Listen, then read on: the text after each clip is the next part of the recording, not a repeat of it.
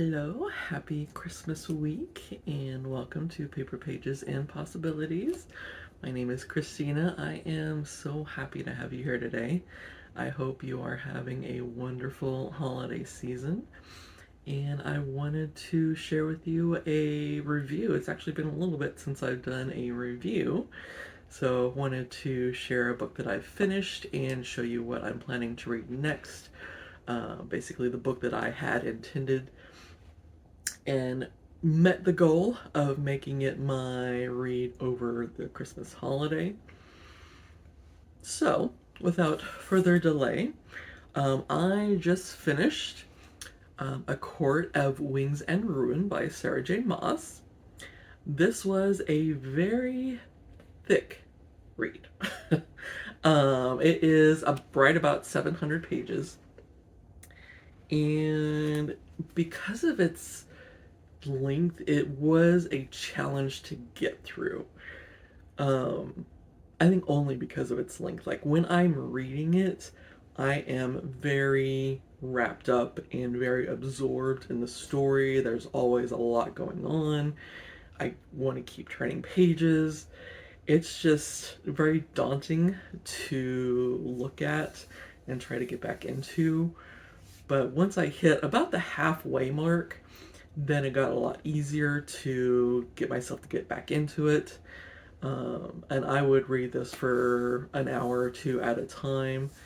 Uh, so, but in this one, I'm not going to do too much in the way of plot because, spoilers, this is the third book in the series.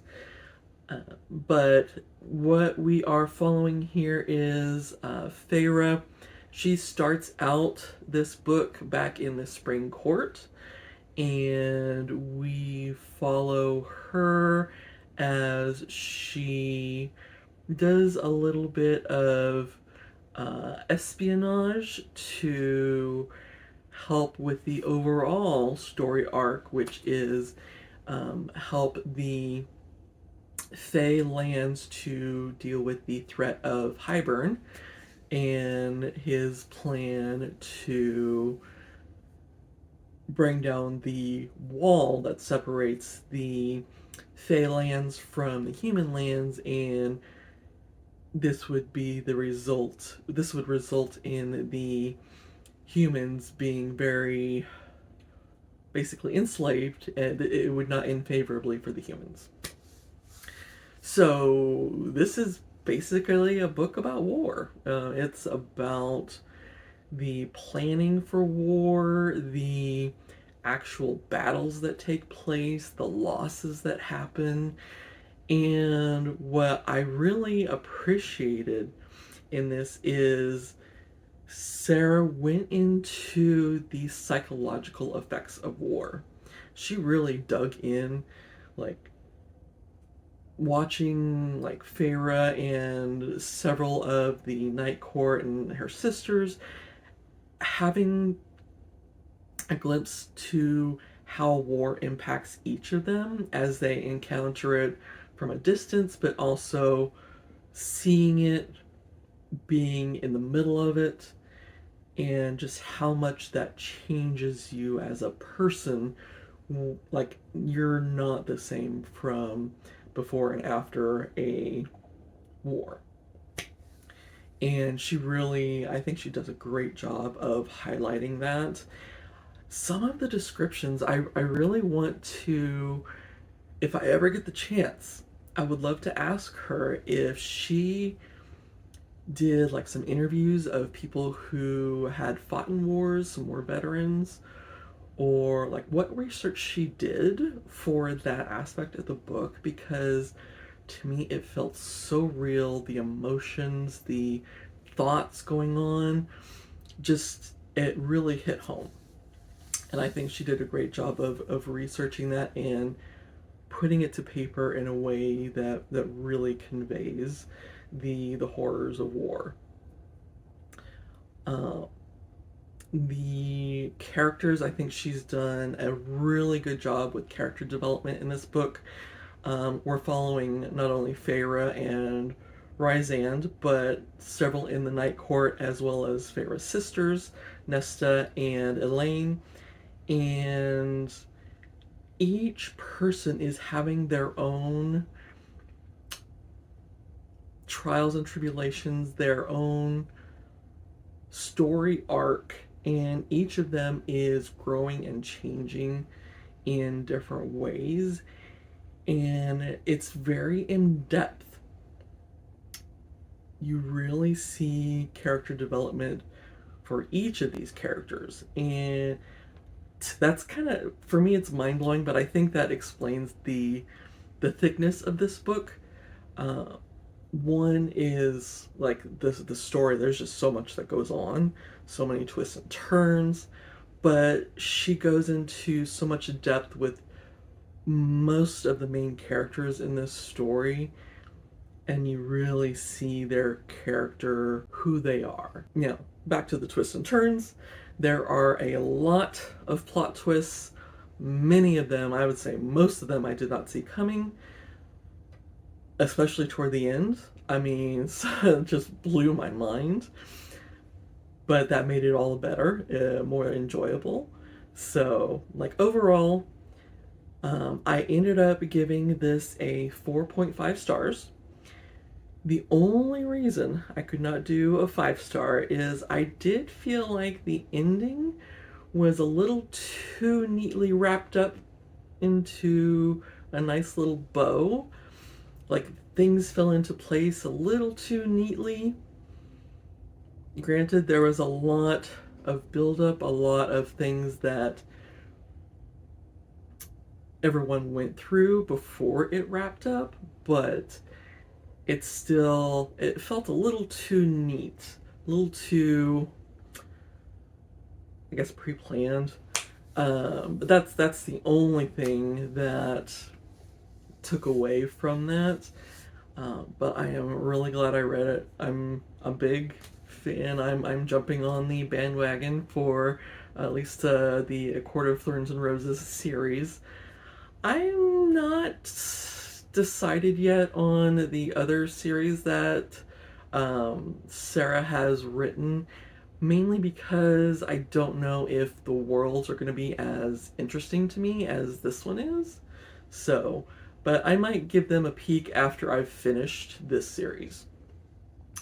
Which brings me to the follow up. So, the reason why I pushed myself to get through this book when it was hard, and I'm glad that I got through it in this timing, is I wanted to get to the next book in this series, which is A Court of Frost and Starlight. So this is going to be my read for this week. It is very thin. It was like less than 300 pages.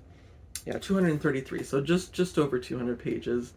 I am hoping, I've got my fingers crossed, that this is a very light read, that there isn't a lot of the drama and conflict and heaviness that has been in the previous books up until now. I need something light. I need something magical, something that really helps me enjoy the warmth of the holiday season. I feel like this is going to deliver based on the description. So I will go ahead and read it and give you an idea.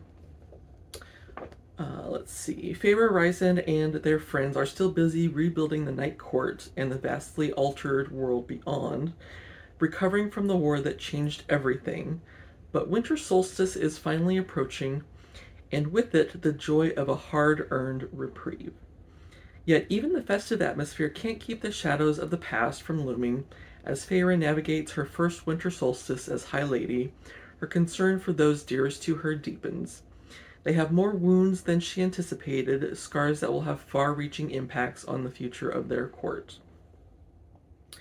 Bridging the events of A Court of Wings and Ruin with the later books in the series, A Court of Frost and Starlight explores the long-lasting effects of devastating war and the fierce love between friends.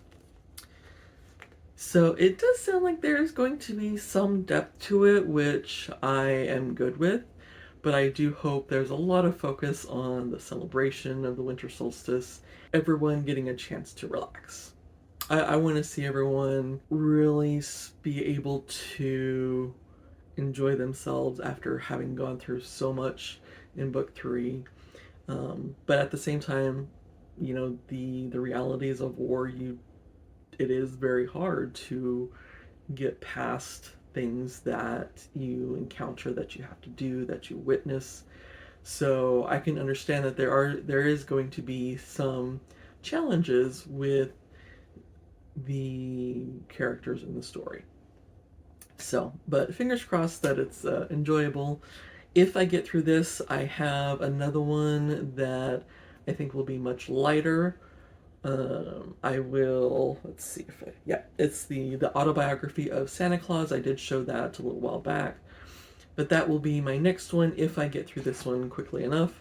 And if it gets to Christmas and I don't have enough time, I don't know that I want to go past Christmas in reading a Christmas story, but we'll see what I feel like. And that's it in terms of books for today. I do have a lot of plans for the new year. I am going to do another video later this week. I'm going to start doing wrap-up videos, so I'll do one later this week, so like Thursday, Friday, probably Friday. And then I'll do two next week, kind of doing top 10 books of the year, and then a looking forward with goals for 2025. So lots of things coming up, and I'm excited to get into the new year as well. But for now, that is all. Again, I hope you have a wonderful holiday season, whatever holiday you celebrate. And I hope you have a chance to spend time with family, really enjoy their presence, create some fond memories that you can look back on over the years. But thank you so much for joining me today. I would love to have you join my community. If you would subscribe down below, or just give me a like if you like the content for today, and share if you have any other bookish friends who might be interested in reading some of the books or hearing about some of the books that I like to talk about.